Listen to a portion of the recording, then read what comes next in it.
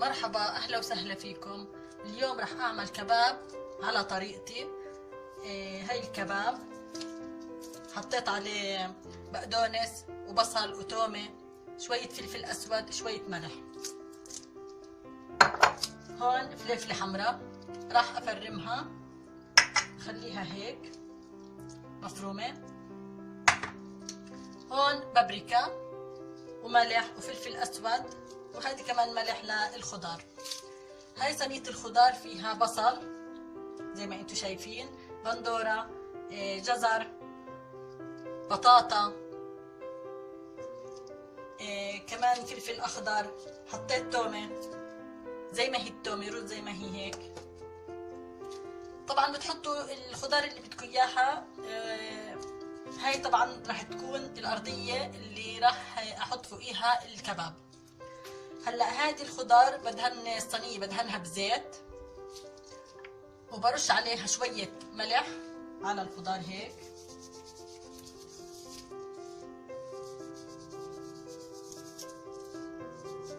الملح حسب ما بترغبوا.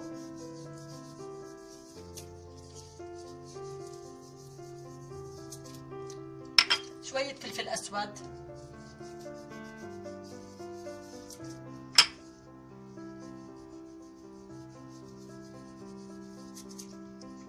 كمان حسب رغبتكم. هلا هذه الصينية اللي فيها الخضار راح احطها بالفرن، تقريبا بدها نص ساعة. بعديها راح احط عليها الكباب. خليكم معي. هلا هون راح احط الكباب زي ما قلت لكم، عليها تومة، بصل، بقدونس،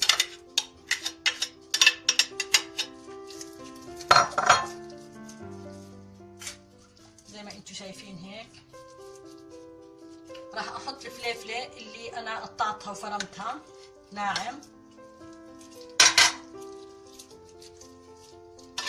هون راح احط البابريكا،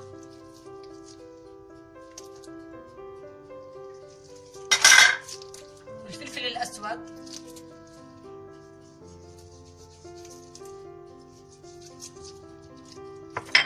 راح احط ملح.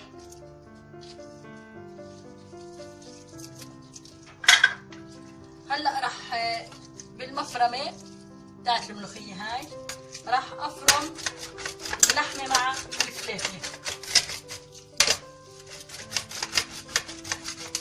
زي ما انتم شايفين.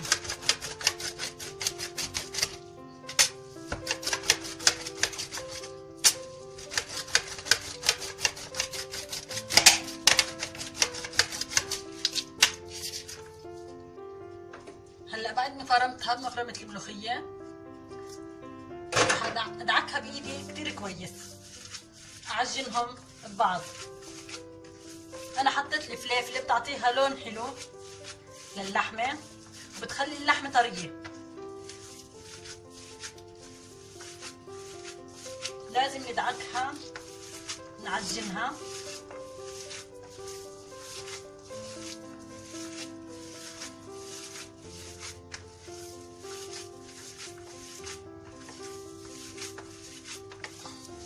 مثل العجينه نخليها.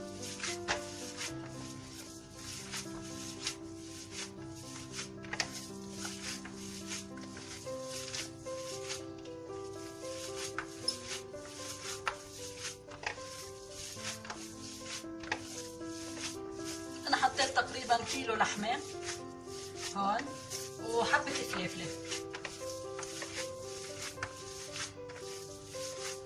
زي ما انتم شايفين. نعجنها. هلا رح اجيب سياخ ببل ايدي بشوية مي،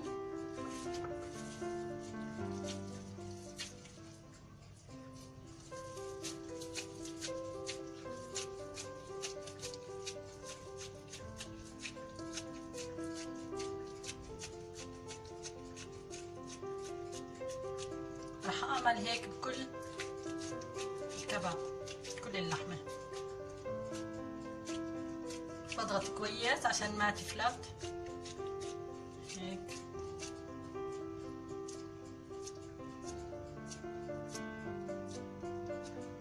زي ما انتم شايفين. بسوي كل الكمية هيك.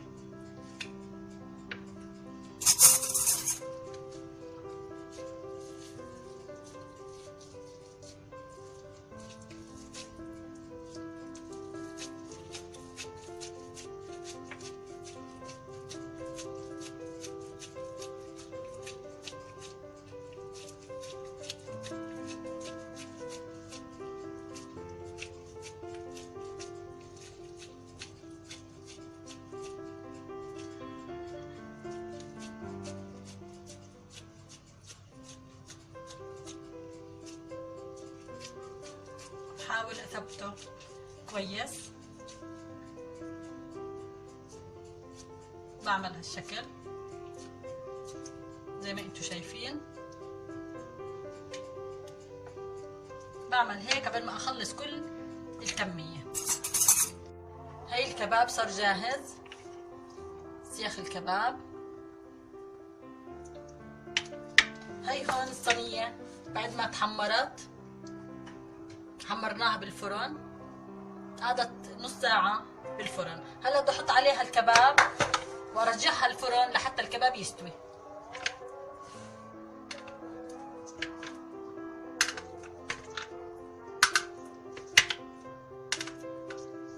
بشغل الشواي من فوق والفرن من تحت، وبخليهم بالفرن وبقلب.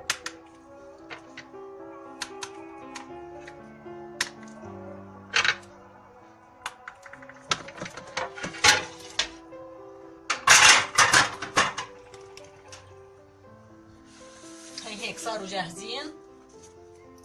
راح احطهم بالفرن واصير كل شوي بقلبهم عبين ما يستووا يتحمروا.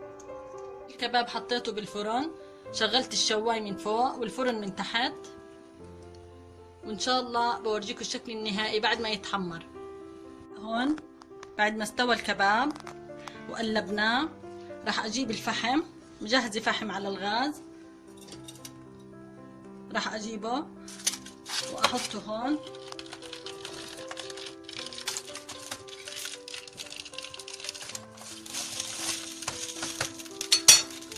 وارجع الكباب عليه لحتى ياخذ نكهة الشوي.